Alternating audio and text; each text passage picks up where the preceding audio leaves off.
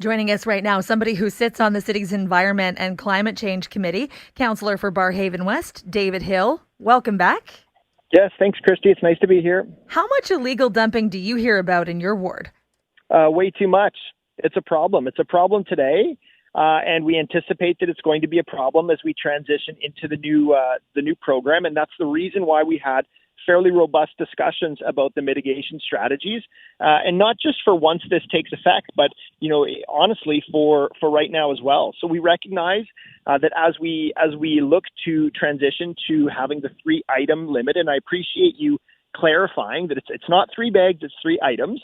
And those items, could be a garbage can, could be 3 garbage cans, could be the bulky item. But if someone violates that as we move forward, then you're right. There are going to be some consequences to that. And the reality is we do not want anything that's going to cause dumping, and we need to look at measures to mitigate that. So that will include bylaw looking to be a bit more aggressive, looking at places and being responsive to illegal dumping. And I asked the question in committee this week as well about what those fines are set at and if they're appropriate and if we need to look at potentially modifying those as well. Because at the end of the day, somebody who deliberately takes a bag or 2 of garbage, puts it in the backseat of their car, drives 3 blocks away, parks next to a nice park and throws it in the bushes, that's someone who is deliberately doing something that deserves to be punished.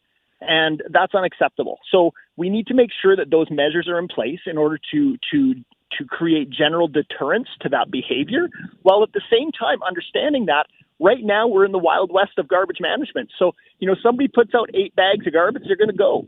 So we need to have this phased period, which is going to start this fall in September, where we slowly kind of make our way into understanding this, because it's important financially and environmentally, because our trail landfill is getting to capacity. And so we need to take these measures in order to be good stewards of our environment and our financial resources. But at the same time, we need to do it in such a way that people are able to comply and to understand it. And so, communication is going to be really important. I'm going to be out this summer talking to people, doing some door-to-door, communicating about what this means. Right. But honestly, this has been through the rigorous engagement. This is not a 2-bag limit like it was originally going to be put forward. A lot of discussion has gone to make this a reasonable plan that we can, as a city, move forward towards, and it's going to benefit us. I don't think a lot of people in Ottawa recognize how lenient the garbage services have been here. You could pretty much put anything out there and they would take it. They don't count it. I've never seen people getting notes. And we're about to have a crackdown. And I know they're gently easing into it. It begins in late September. In October, if you're over the limit, they'll leave a little note at the curb. They'll collect everything, but they'll leave you a notice educating you. Then in November, they start letting you know that you didn't comply. They leave 1 item behind. And then boom, in December, finally, we're getting down to it. You put out too much. They're not taking it. But up until this moment, that's never happened. So I think that'll be a real adjustment. When you said we're in the Wild West of garbage management, were you referring to that they take everything, or the dumping? Oh, a bit of both, to be frank. I mean, right now, you're right. I mean, we say on paper that we have a 6-bag limit, but it's not enforced. And yes, right now we do still have problems with dumping. I've had many strip mall owners and residents that have talked about illegal dumping at their dumpster sites, in the parks and such. And, we need to clean it up, but we need to prevent people from doing it in the first place. One thing that I hadn't mentioned yet on this call was that, one of those mitigations is that we're going to have the yellow bag program that will be enhanced, which currently exists. But basically what this is it's not adding the bureaucracy that would have come with the bag tag process. So from a taxpayer's perspective, this is a good thing. We're leveraging an existing program, but it will allow someone. So if it's, somebody's birthday or somebody's moving or something, there's a couple extra bags that need to go out.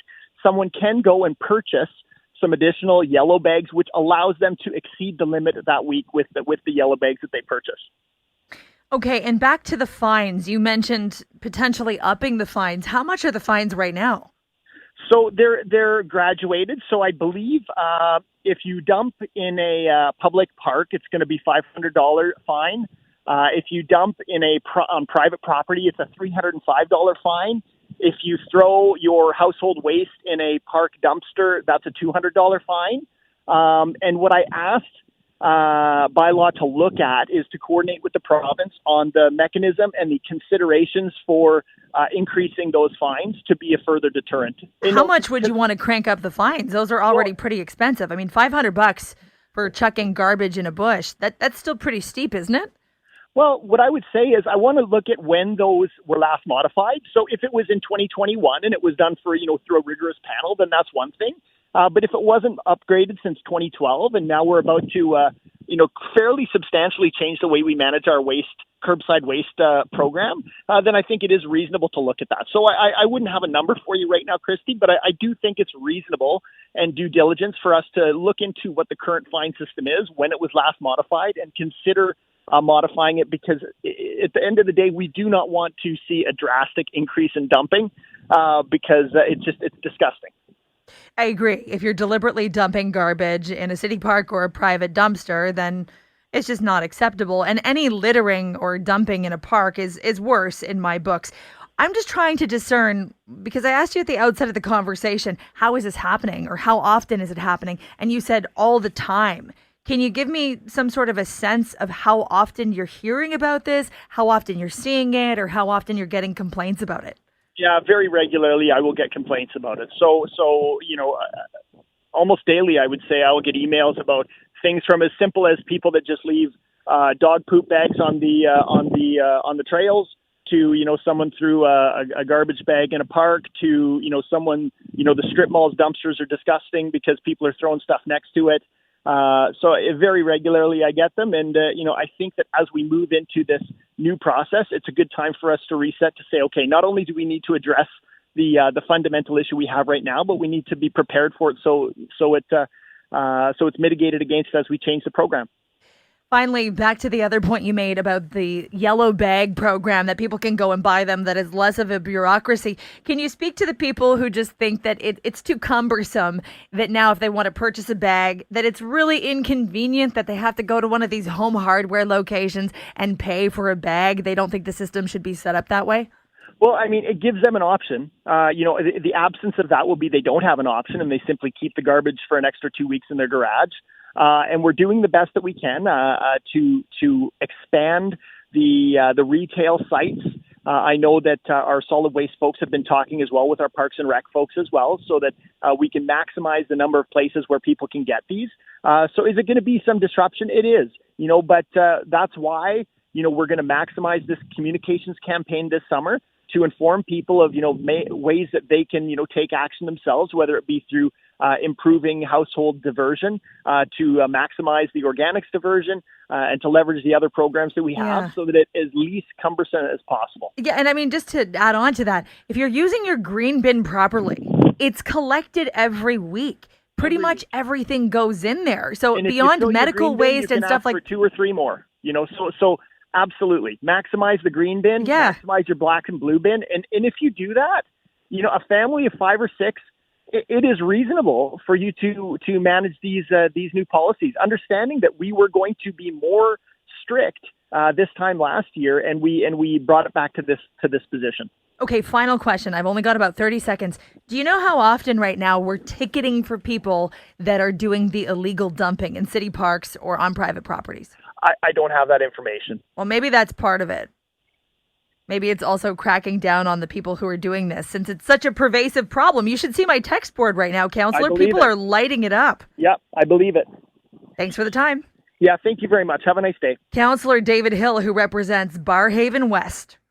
Boy, oh boy. You say garbage, you say illegal dumping, and it is incendiary on the text board.